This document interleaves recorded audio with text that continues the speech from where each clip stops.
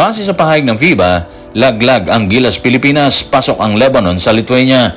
Dahilan para tila makaiwas ang Gilas Pilipinas sa ngit-ngit ng mga kababayan ni Sabonis at Valanciunas ng Lithuania. Tutukan natin ang lahat ng yan, pero bago yan, hihingi po tayo ng isang subscription sa lahat ng dumadaan sa ating munting channel kung nagugustuhan nyo ang ating palabas. Kung medyo mabigat ang subscription, siguro kahit isang like at isang share na lang po yan. Okay na po ako dyan.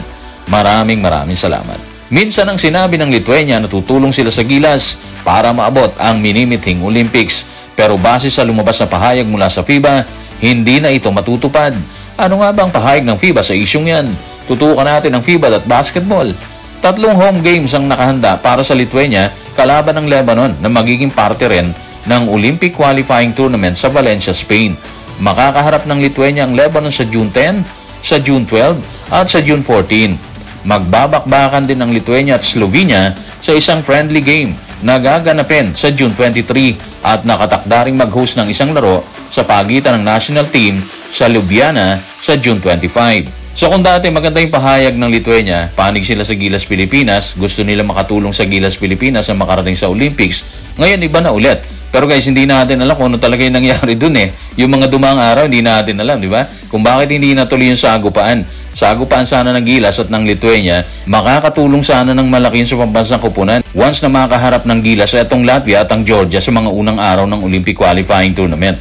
Sa ngayon kasi, wala pa rin pahayag ng SBP kung ano yung nangyari or kung sino or aling bansa yung makakaharap ng Gilas Pilipinas para sa tune-up games. Pero guys, asahan natin na maglalabas din sila ng pahayag or maaaring sket ng Gilas dito sa tune-up. Maganda sigurong abangan yan kasi yung Lithuania, sayang po talaga. Ang lakas sana ng ka-tune-up ng Gilas Pilipinas. Pero ganun talaga eh. Matapos may kasambakbakan ng Lebanon at Lithuania, humakot ito ng atensyon mula sa magkabilang kampo. May nanahimik at may maanghang ang naging pahayag tungkol sa Lebanon. Gaano nga makabulgar ang Lithuanian sa isyong ayon sa kanila ay lugi ang kanilang pambansang kupunan. Tutukan natin ang Instagram user na si Doma4. Sabi niya, 3 laro laban sa isa sa pinakamahinang kupunan sa mundo? Seryoso ba kayo? Hindi lang yan. Tutukan din natin si Majus928. Nung nakaraang taon, ang Canada, isang kupunan na katulad natin, nagpunas lang ng kanilang sapatos nang makaharap ang Lebanon sa score na 128-73. Kailangan ba talaga natin to? Guys, ang tinutukoy niya yung World Cup ha. Nagharap ang Lebanon at ang Canada. 128-73 ang naging score po doon. At para i-depensa ang Lebanon, pumasok si Serge Zamora. Sabi niya, hindi ko maintindihan bakit nagagalit. Ang Lebanon, champion siya sa Asia at muntik na naming tinalo ang Australia. So guys, eto yung mga pahalitan ng kanilang mensahe dito sa kanilang social media account ha. Anti din yung pahalitan nila ng mensahe dito. Malinaw na hindi kumbinsido yung Lithuanian sa naging desisyon ng kanilang kupunan na bigyan ng magandang tune-up games ang Lebanon. Actually, 3 yan ha.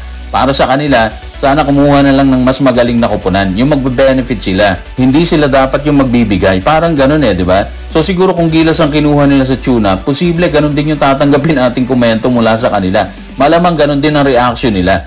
Anyway, kahit ano pa yan, mahalaga siguro sa ngayon is kung sino ang makakabakbakan ng Gilas pagdating nila sa Europa. Obvious naman na wala na yung Lithuania. So hindi natin alam kung sino talagang target nila sa tune-up. So guys, maraming salamat.